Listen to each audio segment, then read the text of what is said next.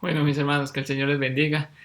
Ahí les pido las disculpas del caso porque el internet nos había estado sirviendo bien todo el día, pero ahorita que estábamos grabando el en vivo, ¿verdad? Pues empezó a fallar y ahí ya me di cuenta después que se estaba quedando pegado y demás. Entonces decidimos mejor grabarlo y subirlo luego. Entonces usted podrá ver este video por ahí en las plataformas durante las próximas horas, si el Señor lo permite. Entonces, por ahí va a estar y ojalá que usted lo pueda estudiar también y verlo en familia, ojalá, o estudiarlo personalmente, estudiar lo que Dios tiene para nosotros con este estudio, mis hermanos. Vamos a orar para dejar en manos del Señor. Ya habíamos orado, pero voy a volver a orar y que Dios tome control de este tiempo. Oremos. Padre amado, Señor Dios Todopoderoso, Señor, gracias te damos, Dios mío, porque nos permites, Padre, poder estudiar tu palabra, Señor, poder escudriñarla, Señor, poder estar con ella, Señor, y ver lo que tú tienes para nosotros, Señor. Gracias por este tema que estamos estudiando, Señor, de eventos del porvenir.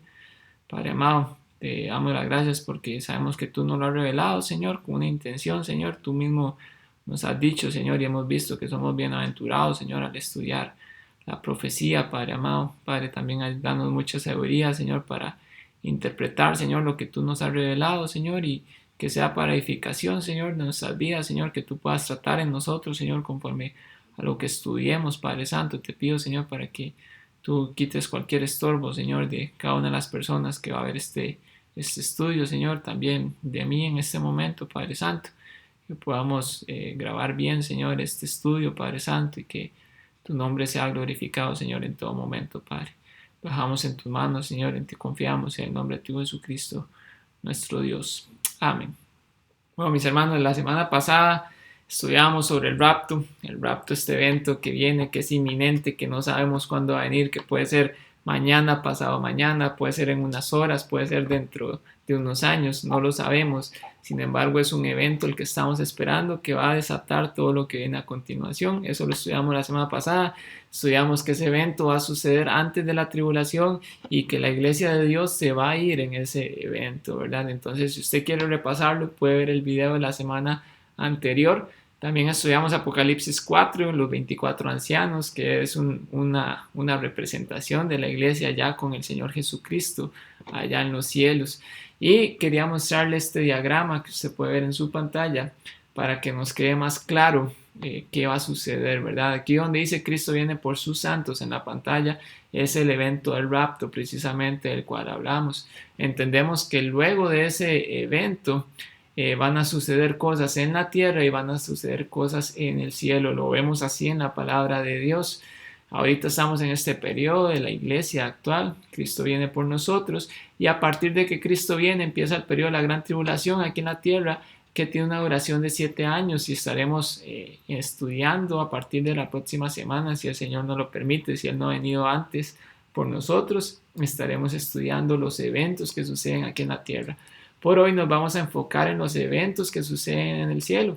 La palabra de Dios nos muestra dos eventos que van a suceder con su iglesia, con sus hijos allá en el cielo, el tribunal de Cristo y las bodas del Cordero. Dos eventos que nos revela la Escritura, dos eventos futuros que se tienen que dar, se van a dar después del rapto. Como le decía en la tierra, el periodo es de 7 años. En el cielo estos dos eventos no podemos asegurar cuánta duración van a tener. Sin embargo, sabemos que van a ocurrir ahí. Una vez hablando con los jóvenes, decíamos, no podemos decir si van a durar exactamente los 7 años, si va a durar menos o si va a durar más, porque tal vez en nuestra lógica no nos dé, pero recordemos que Dios está fuera del tiempo. Lo que sabemos es que esos eventos van a suceder en el cielo, mientras aquí en la tierra está el periodo de la tribulación o gran tribulación, ¿verdad? Y luego Cristo viene y todo esto, temas demás, ¿verdad? Que continúan, los estaremos viendo, si Dios lo permite, en las próximas semanas. Entonces es bueno tener esto en mente para entender, nosotros estaremos en los cielos con el Señor y estos dos eventos son los que Dios tiene para su iglesia. Comenzamos con el primero, el tribunal de Cristo o el bimá de Cristo. Como le digo, dos eventos, tribunal y bodas del Cordero, y comenzamos con el bemá de Cristo. ¿Por qué bemá? Si estábamos hablando de tribunal. Bueno, porque la palabra original, cuando en la Biblia encontramos acerca del tribunal de Cristo es bema, la palabra original en griego. Bema o bima, hay quienes lo escriben también distinto, ¿verdad? Bema o bima, pero es importante saber esta palabra, conocer su significado para entender realmente qué es este tribunal de Cristo. A nivel de nosotros y en nuestro contexto, tal vez cuando pensamos en un tribunal, podemos asociarlo con un juicio, y más que hablamos en este tribunal, vamos a estar hablando de un juez, entonces podemos asociarlo con juicio, y cuando asociamos tribunal, juicio, juez, muy probablemente pensemos en algo para condenación, para condenar a alguna persona acusada de algún cargo o por sus obras que ha hecho, acusarla y condenarla, ¿verdad? Principalmente. Sin embargo, es importante saber qué es el bima de Cristo para entender que este tribunal del Señor Jesucristo no es para condenación. Y quiero que me acompañe a 2 Corintios 5:10. Aquí se nos hace referencia en la escritura a este tribunal de Cristo. Dice, y si usted tiene una marca en su Biblia, le invito a que la ponga por ahí. Vamos a estar volviendo bastante a este pasaje. Dice 2 Corintios 5:10, porque es necesario que todos nosotros comparezcamos ante el tribunal de Cristo, para que cada uno reciba según lo que haya hecho mientras estaba en el cuerpo, sea bueno o sea malo. Dice, todos tenemos que comparecer ante el tribunal de Cristo. Como le digo, ahí la palabra tribunal en el original, en el griego, es esa palabra que le estoy mencionando, bema o bima de Cristo. Dice que todos vamos a comparecer delante de él. Ahorita también le hablo un poquito de ese todos, pero ahorita hagamos énfasis en esa palabra bima. Le voy a leer una definición de qué es lo que significa ese bima del original griego. Dice, en los juegos griegos de Atenas en la antigüedad, la vieja arena contenía una plataforma elevada sobre la cual se sentaba el presidente o el juez de la arena. Desde allí recompensaba, oiga la palabra, recompensaba a todos los contendientes y allí recompensaba a todos los ganadores. Era llamado el bimá o asiento de la recompensa. Nunca se usaba como asiento judicial. Oiga esa frase última, nunca se usaba como asiento judicial. Entonces podemos entender que del original, podemos entender que este evento del Tribunal de Cristo es para premiación. Como dice ahí el original, la referencia original era que estaban en los juegos y el juez se ponía a premiar a los ganadores. Y eso era lo que hacía el juez y esto era un bimá. Ahora, el bimá de Cristo, entonces, bajo este contexto, va a ser para premiación. No se usa como un asiento judicial, como leíamos por ahí. No es para juicio, es para premiar las obras que hayamos hecho nosotros. Entonces, entendiendo que el bimá no es para condenación, sino más bien para premiación, podemos continuar. ¿En qué momento va a surgir este bimá? Pues vayamos a 1 Corintios capítulo 4, versículo 5. Estamos hablando de eventos del futuro, eventos del porvenir. Y aquí en 1 Corintios 4:5 nos hace ver que esto es así. Dice la palabra de Dios, así que no juzguéis nada antes de tiempo, hasta que venga el Señor. Ahí hace referencia a ese rapto que esperamos, que el Señor venga, Jesucristo en las nubes y nos tome para estar siempre con Él. Entonces, hasta que venga el Señor. Entonces, cuando sea el rapto, dice, sigue diciendo el versículo, el cual aclarará también lo oculto de las tinieblas y manifestará las intenciones de los corazones, y entonces cada uno recibirá su alabanza de Dios. Ahora, ahí en este versículo no encontramos la palabra tribunal de Cristo. Entonces, ¿cómo sabemos que está hablando de este bimá de Cristo? Esto que menciona el versículo que dice, aclarará lo oculto de las tinieblas, manifestará las intenciones de los corazones, es una frase muy importante para entender que está haciendo referencia al tribunal de Cristo. Ahorita, conforme avancemos en lo que es este bimá de Cristo, en lo que es este tribunal, vamos a ver detalles que nos manifiesta la palabra de Dios, en el cual podemos asociar este versículo claramente con el tribunal de Cristo. Y también nos termina diciendo, para confirmar esto, como le digo, entonces cada uno recibirá su alabanza de Dios. Vemos que Dios alabará a cada uno de acuerdo a lo que había en nuestros corazones. Entonces vemos que es nuevamente premiación, no es condenación. Entonces nuevamente volvemos a lo mismo. Estamos haciendo referencia al tribunal de Cristo y es para premiación, no para condenación. Ahora, ¿quiénes serán evaluados durante este tribunal? Aquí donde dice los sujetos, acompáñenme a Romanos capítulo 14, versículos 10 al 12. Dice: pero tú, ¿por qué juzgas a tu hermano? O tú también, ¿por qué menosprecias a tu hermano? Porque, oiga, como dice, todos compareceremos ante el tribunal de Cristo, porque escrito está: vivo yo, dice el Señor, que ante mí se doblará toda rodilla y toda lengua confesará a Dios. De manera que cada uno de nosotros dará a Dios cuenta de sí. ¿Quiénes serán evaluados? Dice Pablo aquí en Romanos. Dios inspirando a Pablo, todos compareceremos ante el tribunal de Cristo. Y luego dice el 12, cada uno de nosotros. Ahora hay que contextualizar lo que estos versículos dicen, mis hermanos, porque si lo descontextualizamos, podríamos pensar que todas las personas, todos, creyentes y no creyentes, estarían ante este tribunal. Pero contextualizándolo podemos entender que no es así. Pablo aquí le está hablando a la iglesia de Roma, a creyentes, hijos de Dios, y él les está diciendo: todos nosotros, creyentes, hijos de Dios, compareceremos ante ese tribunal de Cristo, ante ese bimá de Cristo.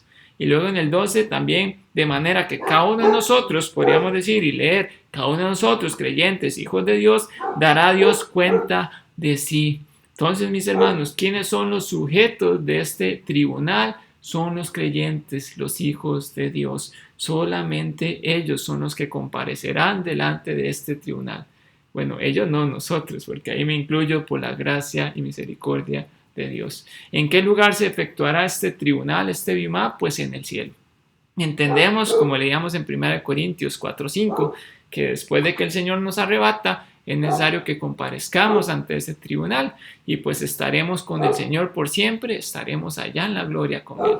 Entonces, este evento tiene que suceder en el cielo. Ahora, ¿qué se evaluará durante este tribunal?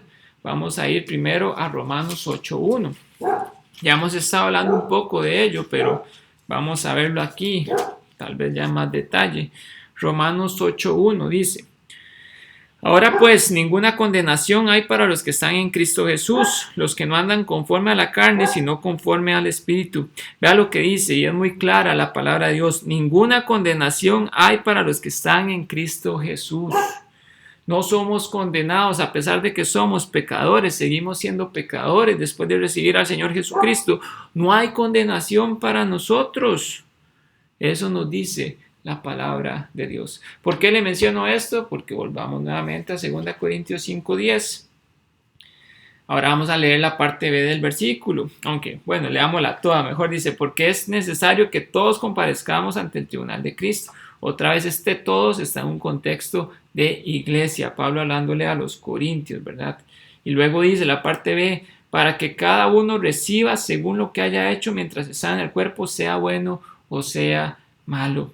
Ahí si leemos este versículo, mis hermanos, tal vez nos pueda dar la idea de que sí seremos juzgados absolutamente por todo, incluso podríamos decir por nuestros pecados, pero leyendo Romanos entendemos que no hay condenación para nosotros. ¿Por qué? No es que Dios pase por alto el pecado. Jesucristo ya juzgó el pecado en la cruz. Dios juzgó todo el pecado nuestro, pasado, presente y futuro, en la cruz del Calvario. Jesucristo cargó todos nuestros pecados ahí mismo. Y ahí Él pagó ese precio completo por nuestros pecados. Entonces, Él ya no nos va a juzgar por esos pecados. Él nos juzga por las cosas que hacemos luego de que somos creyentes, las cosas que hacemos para Él o las cosas que dejamos de hacer para Él también. Dice: cada uno reciba según lo que haya hecho mientras estaba en el cuerpo. Ahora, esto también es necesario entender, mis hermanos, en qué momento empieza cada uno reciba según lo que haya hecho mientras estaba en el cuerpo. Es necesario entender a partir de qué momento es que nuestras obras serán juzgadas. Porque recuerde que nosotros éramos hombres muertos en el pecado antes de recibir a Jesucristo como nuestro Salvador. Pero cuando conocemos a nuestro Señor Jesucristo, nos dice la Escritura que somos nuevas criaturas. Y a partir de ahí que conocemos al Señor Jesucristo, es estas obras que el Señor juzgará en este tribunal. Son todas las obras que hacemos después de que somos salvos, son las que el Señor juzgará en este tribunal. Aquello que decimos que hacemos para Él es lo que Él juzgará en ese momento.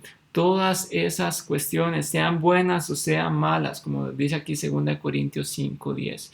Mis hermanos, ¿cómo podemos también fomentar y decir que no seremos juzgados por el pecado en este tribunal de Cristo? Bueno, ya hemos dicho varias cosas, ¿verdad? Que solamente la palabra ya podemos pensar que es para premiación, no para juicio.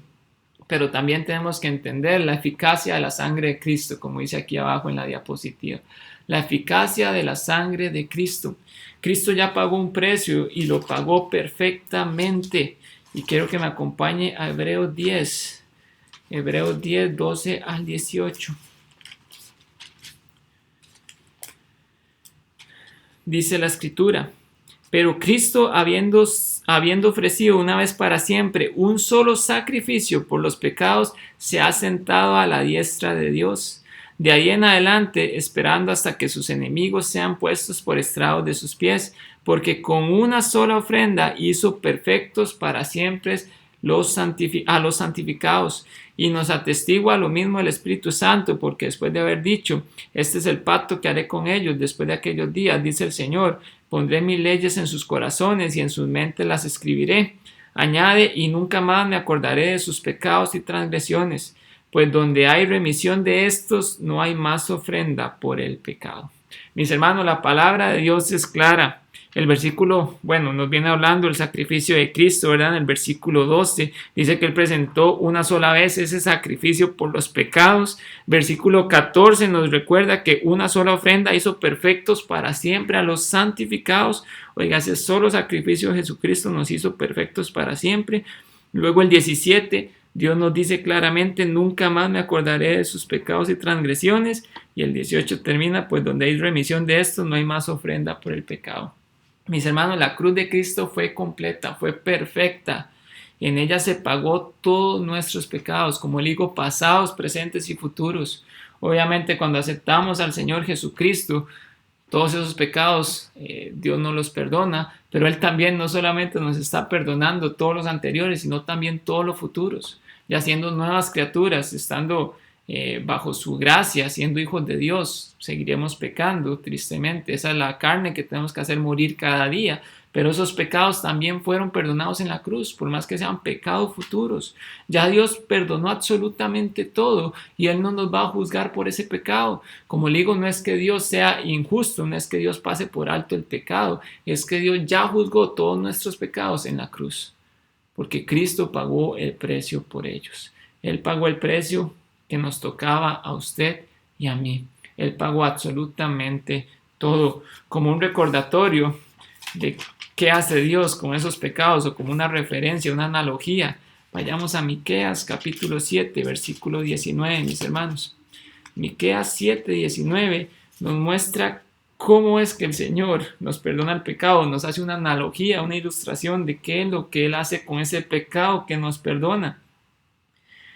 Dice el Miqueas 7:19, perdón, le dije 7:9, no, 7:19 dice: Él volverá a tener misericordia a nosotros, sepultará nuestras iniquidades, y oiga como dice, y echará en lo profundo del mar todos nuestros pecados.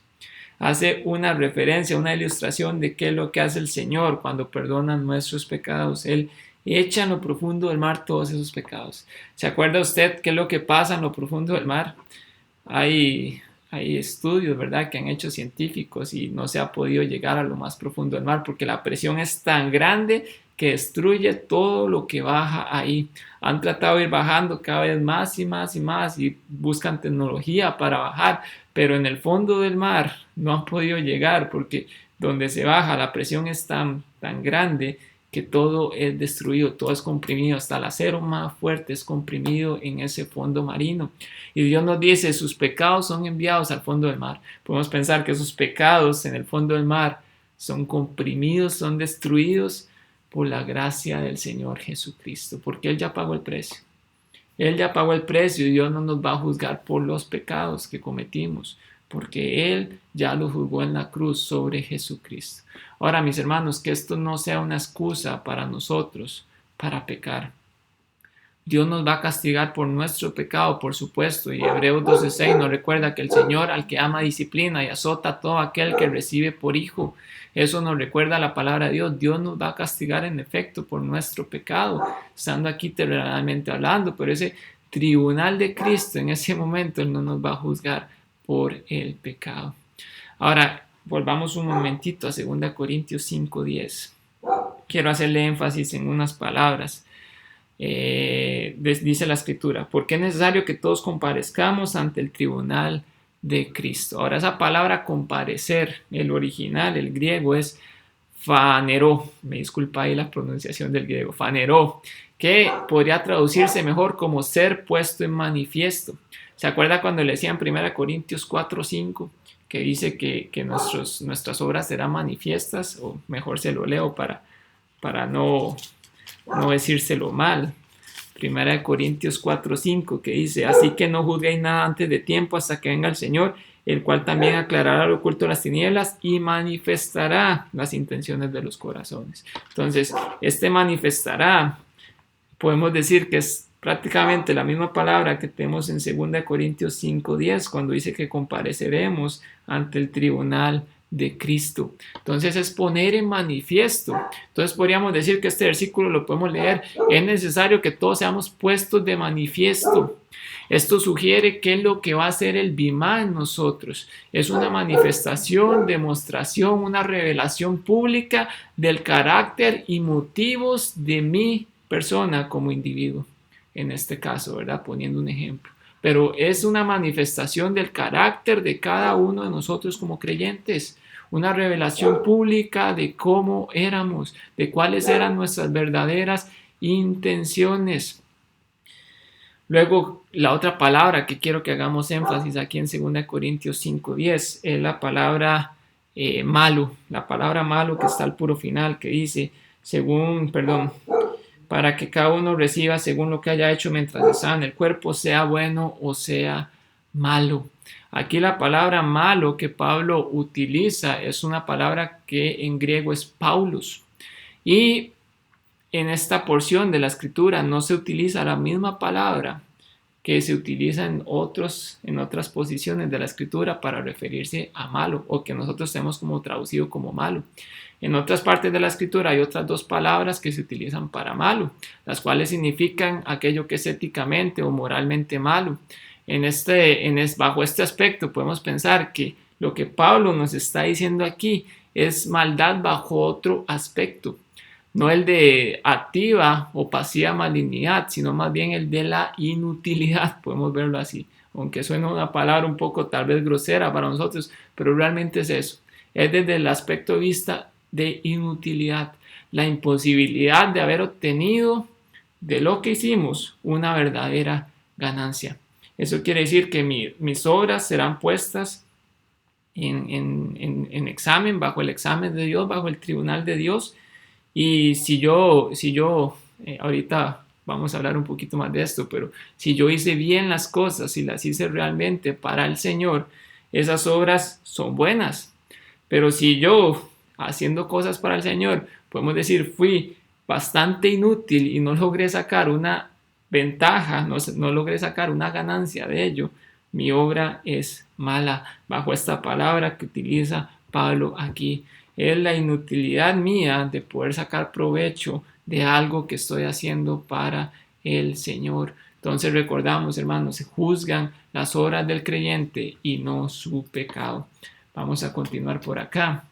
El resultado del examen. Bueno, ya decimos, Dios nos juzgará, Dios recompensará. ¿Qué resultado va a haber de ese examen? Y quiero que me acompañe a 1 Corintios capítulo 3, versículos del 9 al 15. 1 Corintios 3, del 9 al 15, dice la palabra, porque nosotros somos colaboradores de Dios y vosotros sois labranza de Dios, edificio de Dios. Conforme a la gracia de Dios que me ha sido dada, yo como perito arquitecto puse el fundamento y otro edifica encima, pero cada uno mire cómo sobreedifica. Porque nadie puede poner otro fundamento que es el que está puesto, el cual es Jesucristo. Bueno, detengámonos un momentito ahí. Aquí Pablo nos está diciendo, cada uno en nuestra vida, cuando somos creyentes, hay un fundamento puesto que es Jesucristo. Y sobre ese fundamento tenemos que edificar, tenemos que sobreedificar, haciendo la analogía a un edificio, a una casa, podríamos decir. Tenemos que edificar encima de ese fundamento, pero el fundamento es Jesucristo cuando somos hijos de Dios. Y dice el versículo 12, y si sobre este fundamento alguno edificare oro, plata, piedras preciosas, madera, heno, hojarasca, la obra de cada uno se hará manifiesta, porque el día la declarará, pues por el fuego será revelada, y la obra de cada uno, cual sea, el fuego la probará. Si permaneciere la obra de alguno que sobreedificó, recibirá recompensa. Si la obra de alguno se quemare, él sufrirá pérdidas, y bien él mismo será salvo, aunque así como por fuego. O sea, ahí podemos ver, decíamos, esta analogía, el fundamento de Jesucristo.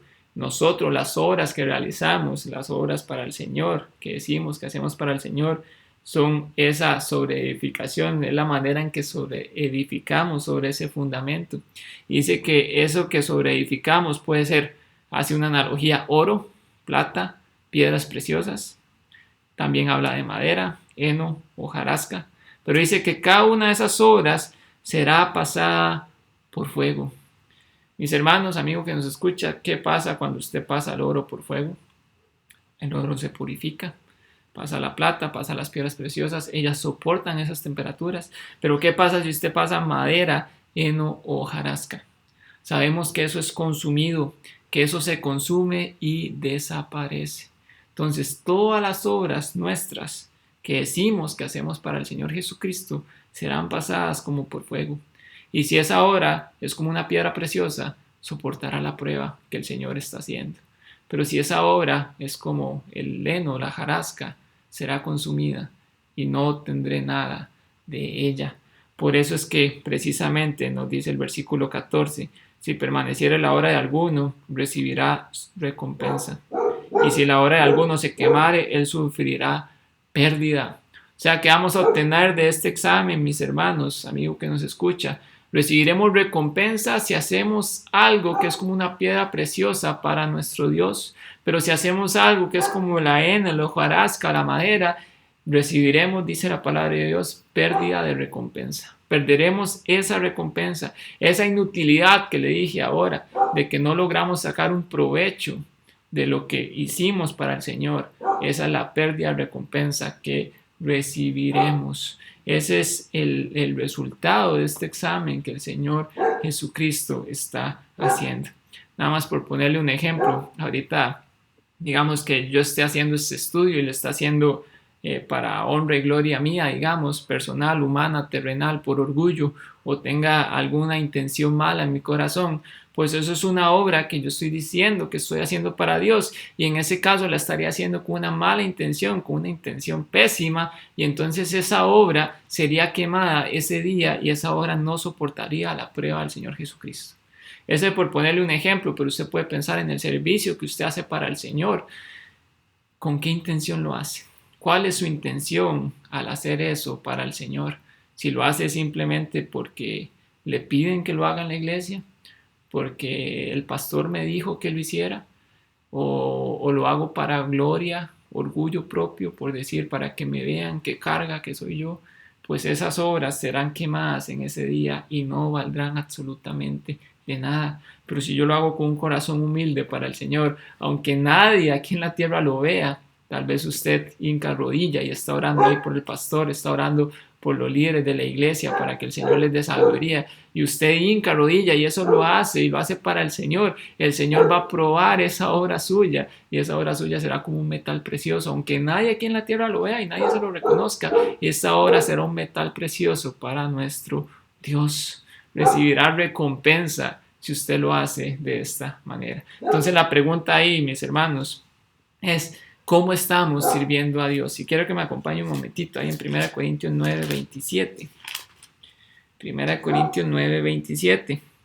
Pablo hablando, el apóstol dice, sino que golpeo mi cuerpo y lo pongo en servidumbre, no sea que habiendo sido heraldo para otros, o sea, mensajero para otros, yo mismo venga a ser eliminado.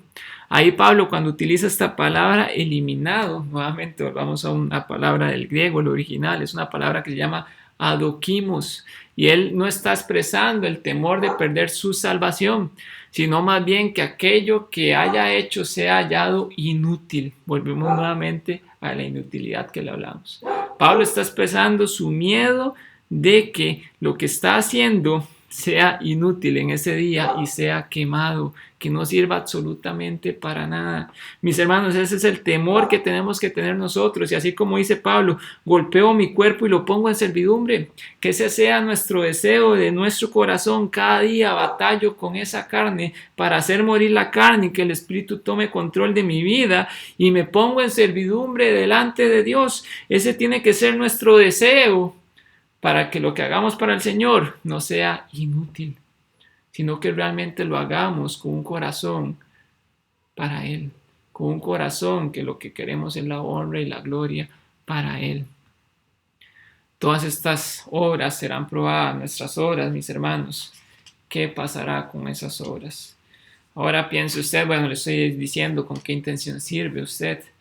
Ahora piense usted, si usted no sirve al Señor, si usted no le está sirviendo, pues sus obras no serán probadas porque simplemente no tendrá obras.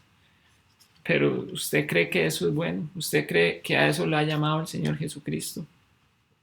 ¿Cómo cree usted que se sentirá ese día cuando las obras de todos estén siendo probadas? Y pues sí, habrá algunos que me imagino la vergüenza que pueden sentir cuando sus obras sean quemadas o que podamos sentir, porque incluso yo estaré bajo ese juicio, ¿verdad? Todos estaremos bajo ese juicio y lo que hayamos hecho mal será quemado. Sentiremos la vergüenza de saber que lo que hicimos lo hicimos mal. Pero ¿qué pasará con aquel que llegue a ese momento y tal vez venga delante del Señor Jesucristo y Jesucristo vaya a probar sus obras y resultó que no tenía ninguna obra, no hizo nada para el Señor? ¿Usted cómo cree? ¿Qué vergüenza podrá sufrir esta persona? ¿Quiere ser usted como ellas? Pues es algo que le dejo ahí para que medite. Entonces ya vemos el resultado del examen. Ahora quiero mostrarles 5 coronas específicas que nos habla la palabra de Dios que serán entregadas y entendemos que serán entregadas durante este tribunal. Tenemos la corona incorruptible, 1 Corintios 9, el 24 al 25. Dice la palabra: ¿no sabéis que los que corren en el estadio, todos a la verdad corren, pero uno solo se lleva el premio? Todo aquel que lucha, de todo se abstiene. Ellos a la verdad para recibir una corona corruptible, pero nosotros una incorruptible. Hay una corona incorruptible, mis hermanos, para todos aquellos que se abstienen, que son perseverantes, que son vencedores. Decíamos, es para premiar a los vencedores. El Señor va a dar una corona a aquellos que venzan, a aquellos que son perseverantes. También está la corona de gozo, 1 Tesalonicenses 2:19. 1 Tesalonicenses 2:19, vamos a ir un momentito. Ahí en la Biblia, la palabra de Dios dice: porque ¿cuál es nuestra esperanza o gozo o corona de que me gloríe? ¿No lo sois vosotros delante de vuestro Señor Jesucristo en su venida? Y dice el 20, vosotros sois nuestra gloria y gozo. Ahí Pablo hace una pregunta, ¿verdad? ¿Cuál es nuestra esperanza o corona de que me gloríe? Y dice que son las personas a las cuales él les ha predicado el evangelio. Hay una corona de gozo, porque Pablo está ahí experimentando el gozo. Es una corona de gozo para aquellos que ganan almas.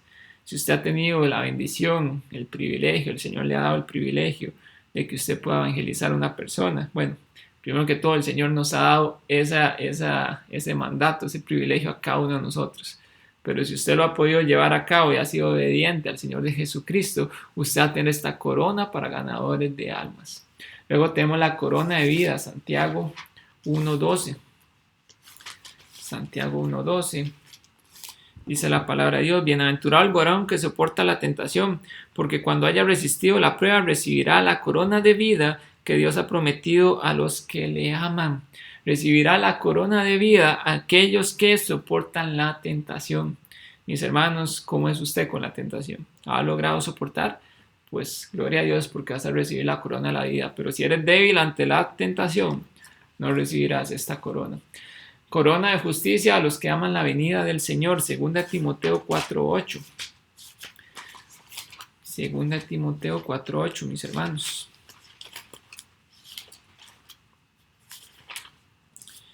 Dice la palabra de Dios. Por lo demás me está guardada la corona de justicia, la cual me dará el Señor, juez justo, en aquel día, y no solo a mí, sino también a todos los que aman su venida. La corona de justicia a todos los que aman su venida. Mis hermanos, estamos estudiando eventos del porvenir, estamos estudiando qué es lo que acontecerá.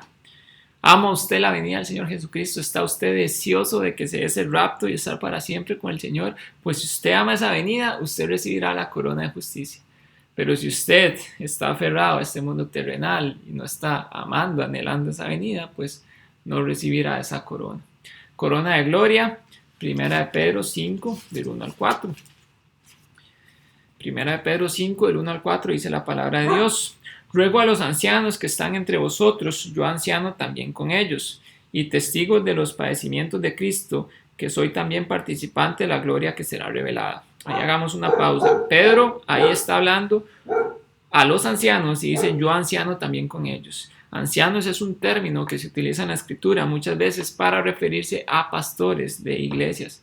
Pedro aquí se está refiriendo a pastores y Pedro dice yo también soy pastor con ellos. En el versículo 2 dice apacentad la grey de Dios que está entre vosotros, cuidando de ella, no por fuerza sino voluntariamente, no por ganancia deshonesta sino con ánimo pronto, no como teniendo señorío sobre los que están a vuestro cuidado, sino siendo ejemplos de la grey. Y cuando aparezca el príncipe de los pastores, vosotros recibiréis la corona incorruptible de gloria. Hay una corona incorruptible de gloria que Dios promete para los que apacentan la grey del Señor. Entonces podemos ver otra corona aquí, mis hermanos. La semana pasada, aquí le pongo aquí abajo, corona igual estéfanos, cuando utilizamos esta palabra corona en estos versículos. La palabra original es estéfanos. La semana pasada habíamos hablado sobre esta palabra que es una corona para los vencedores, para quienes han soportado, han pasado alguna prueba. Esta es la corona que se está haciendo referencia en cada uno de estos pasajes y que será dada en ese bima de Cristo. Ahora, mis hermanos, también quiero que quede muy claro. Yo precisamente he tenido también estas dudas en mi mente anteriormente cuando he escuchado estudios sobre eventos del porvenir, sobre estas coronas. La Biblia menciona estas 5 coronas específicas. Sin embargo, podemos pensar, y lo vemos a la luz de la Escritura, no lo podemos pensar, lo sabemos a la luz de la Escritura, todas nuestras obras serán probadas por fuego, serán juzgadas. Y si esa obra pasa la prueba, yo recibiré recompensa por esa obra. No solamente existen estas, lo que le quiero decir es no solamente existen estas 5 coronas, sino que usted recibirá recompensa por las obras que sean pasadas por fuego y soporten esa prueba. Y como le decía, pérdida recompensa si no la soportan. ¿Se acuerda que la palabra de Dios nos dice en Mateo 6, versículos 19 al 21, que nos tenemos que hacer tesoros en el cielo? Esos son los tesoros en el cielo que precisamente nos está hablando el Señor Jesucristo. Las recompensas que Él nos dará, las coronas que Él nos dará, cuando pasemos por ese bima de Cristo, por ese examen, y nuestras obras sean buenas, o si son malas, pues como le decía, podemos pensar en la vergüenza que podemos sufrir al saber que lo que hice para el Señor, pues realmente no lo hice para Él, sino lo hice con alguna mala intención, con algún orgullo, con algo ahí en mi corazón que estorbó, o lo hice con pecado no confesado. Pues esa es la prueba que el Señor Jesucristo realizará. Ahí pues podremos ser avergonzados, podremos recibir esa recompensa, ¿verdad? Y también como le decía, si usted pues tal vez dice, bueno, yo no hago nada para el Señor, pues también piense en ese momento, presentarse delante del Señor y no tener nada para darle. ¿Por qué? Le digo para darle porque llegamos a lo último, respecto al bima de Cristo. ¿Para qué las coronas? ¿Para qué estas recompensas? La semana pasada hablábamos de esto precisamente. Vamos a ir a Apocalipsis 4, el 10 al 11. Apocalipsis 4, el 10 al 11. Dice: los 24 ancianos se postran delante del que está sentado en el trono, y recordemos que esos ancianos es la representación de la iglesia, dice, y adoran al que vive por los siglos de los siglos, y echan sus coronas delante del trono diciendo: Señor, digno eres de recibir la gloria y la honra y el poder, porque tú creaste todas las cosas y por tu voluntad existen y fueron hechas. Aquí vemos ya a la iglesia, la representación de la iglesia coronada con sus premios, y dice que las coronas que tienen las postran delante del Señor Jesucristo. Mis hermanos, cuando estemos en este momento es el momento cumbre en que Dios va a librar su juicio. Podemos pensar, haga usted una analogía, hablaba con mi papá sobre este tema, y él decía, bueno, esto es como, piense usted como un cumpleaños. Es el momento cumbre del Señor Jesucristo, de Dios, en el cual Él va a librar su juicio. Es el momento en el que ya Él va a arreglar todas las cosas que están malas. Podemos pensar que es como una fiesta tal vez. Y usted llega, imagínese cuando usted llega a una fiesta y todo el mundo lleva regalos y usted no tiene nada para el agasajado, para el cumpleañero, digamos, o para la persona que le están celebrando. Si usted no tiene nada, pues usted siente esa vergüenza terrenal, tal vez ahí se camufla un poco, pero usted siente eso. Ahora imagínese delante de Dios Todopoderoso, el Creador de todo, el que le ha dado a usted todo, el que nos da la vida, el que nos da todo lo que tenemos, el que es fiel con nosotros día con día y que sabiendo que Él ha dado todo eso por nosotros, que incluso dio a su Hijo Jesucristo, aunque no lo merezcamos, estamos delante de Él y tenemos las manos vacías y no tenemos nada para darle. Mis hermanos, qué triste. Y como dijo el apóstol Pablo, yo quiero golpear mi cuerpo, ponerlo en servidumbre, para que lo que poco que hago no sea hallado malo delante del Señor Jesucristo. Mis hermanos, que ese sea nuestro deseo, que sirvamos al Señor Jesucristo para obtener esas recompensas, esos tesoros celestiales, para poder presentárselos a Él como una ofrenda, porque Él nos ha dado absolutamente todo, y decir, Señor, aquí tienes, esta es mi ofrenda para ti, gracias, te agradezco por todo lo que hiciste por mí. Mis hermanos, que llegue ese día y tengamos algo que presentarle al Señor y no tengamos las manos vacías. Terminamos con el Bimá de Cristo y ya vamos con el siguiente evento, las bodas del Cordero. Este realmente es más pequeño. Con el del Tribunal de Cristo teníamos mucho más material. Le pido que me acompañe a Apocalipsis capítulo 19, versículos del 1 al 10.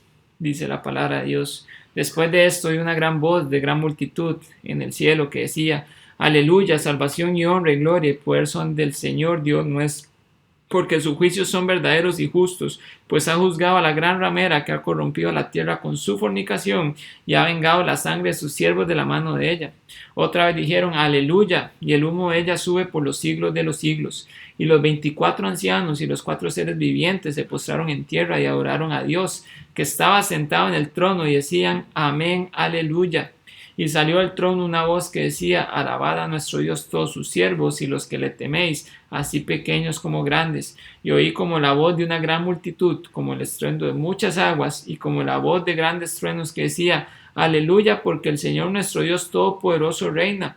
Gocémonos y alegrémonos y démosle gloria, porque han llegado las bodas del Cordero, y su esposa se ha preparado, y a ella se le ha concedido que se vista de lino fino, limpio y resplandeciente, porque el lino fino es las acciones justas de los santos. Y el ángel me dijo, escribe, bienaventurados los que son llamados a la cena de las bodas del Cordero. Y me dijo, estas son palabras verdaderas de Dios.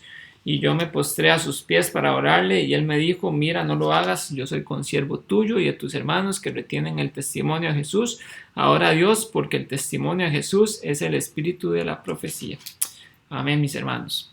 Aquí hemos narrado en Apocalipsis capítulo 19 ese segundo evento del cual le menciono ocurre en el cielo, las bodas del Cordero. Dice el versículo 7, gocémonos y alegrémonos y démosle gloria porque han llegado las bodas del Cordero y su esposa se ha preparado. ¿Quién es la esposa del Señor Jesucristo? Bueno, en la Biblia se nos hace múltiples referencias a quién es esa esposa y quiero que leamos 2 Corintios 11:2. 11:2, la esposa del Cordero, la esposa de Jesucristo. 2 Corintios 11:2 dice, porque os celo con celo de Dios, pues os he desposado con un solo esposo. Pablo dirigiéndose a la iglesia, os he desposado con un solo esposo para presentaros como una virgen pura a Cristo.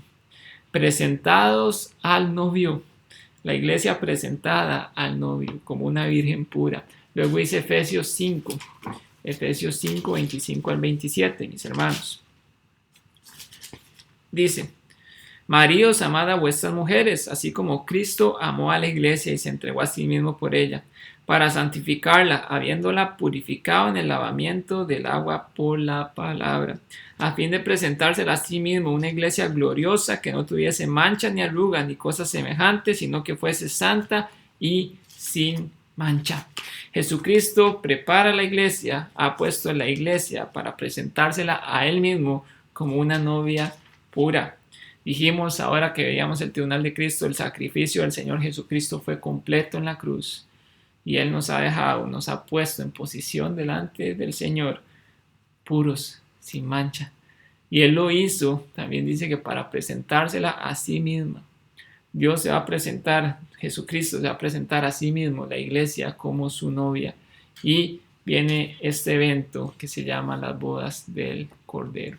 Ahora que vamos a ver acá, vamos a ver dos aspectos, el tiempo y el lugar de las bodas. El tiempo, Apocalipsis 19:8 dice: y a ella se le ha concedido que se vista de lino fino, limpio y resplandeciente, porque el lino fino es las acciones justas de los santos. ¿Por qué leemos este pasaje, mis hermanos? Ahorita decíamos, hay dos eventos en el cielo: el tribunal de Cristo, el bimá de Cristo y las bodas del Cordero. ¿En qué orden podemos decir que suceden? Bueno, pues aquí Apocalipsis 19:8 nos da una luz, porque dice: porque el lino fino es las acciones justas de los santos. Esas acciones justas son las acciones que han pasado por fuego, que el Señor ha pesado, que el Señor ha medido, y aquellas que han soportado la prueba son esas acciones justas de los santos. Y la iglesia va a estar vestida con ese lino fino, con esas acciones justas que preparamos o que hacemos para la honra y gloria del Señor. Entonces vemos el momento, el tiempo, luego el tribunal de Cristo, luego el bimá de Cristo. Vemos este evento. Ahora, el lugar de las bodas, Filipenses 3, 20 al 21. Aunque podemos pensar nuevamente, estamos en el cielo con el Señor Jesucristo, tenemos el tribunal, la iglesia está completa allá delante de Él.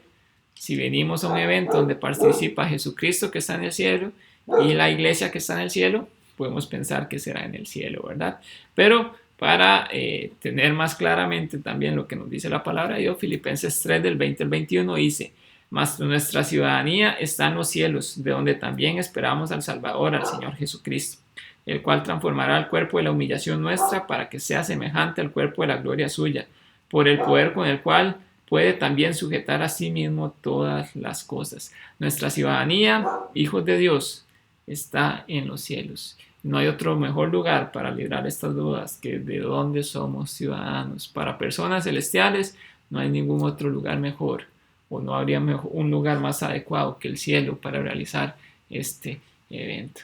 Mis hermanos, ¿quiénes son los participantes de estas bodas? El esposo Cristo, ya lo dijimos; la esposa, la iglesia del Señor, redimida por la sangre de Jesucristo. El pueblo de Israel, pues veremos un poco más adelante qué sucede con él.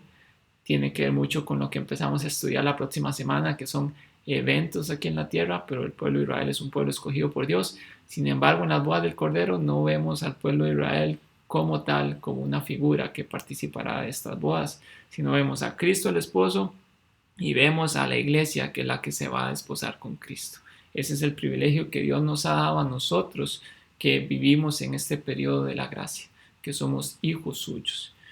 Ahora, tampoco quiero que confunda, ¿verdad? Y que todos los israelitas que son salvos durante este periodo de la gracia también son parte de la iglesia, porque Dios ha hecho un paréntesis para tratar con la iglesia en este periodo de la gracia, en el cual somos iglesia y seremos la esposa de Cristo. Luego de que este paréntesis de la iglesia se termine, Dios nuevamente va a tratar con su pueblo, con Israel como nación. Pero por supuesto que en esta boda podrán haber judíos, pero judíos redimidos por la sangre de Cristo durante este periodo de la iglesia, mis hermanos. ¿Y qué pasará después? Bueno, como podemos pensar, Cristo como buen esposo nos llevará a las moradas que Él preparó y estaremos así juntos por toda la eternidad. Aunque ahí le vamos a dar más detalles, vamos a estudiar más detalles en las próximas semanas, si el Señor lo permite. ¿Qué sucede después de estas bodas del Cordero? ¿Qué sucede después de la gran tribulación? Lo estaremos viendo también más adelante. Pero sabemos que como Cristo es el esposo de la iglesia y es una representación de lo que Dios nos está queriendo decir, el esposo y la esposa no se separan. El esposo y la esposa se unen en una sola carne, dice la Biblia, y es para siempre. Así Cristo se va a unir con la iglesia y no nos separaremos nunca de Él. Seremos para siempre, estaremos para siempre con Él. Entonces, eso es lo que sucederá, mis hermanos. Esos son los eventos del cielo que vemos en la palabra de Dios.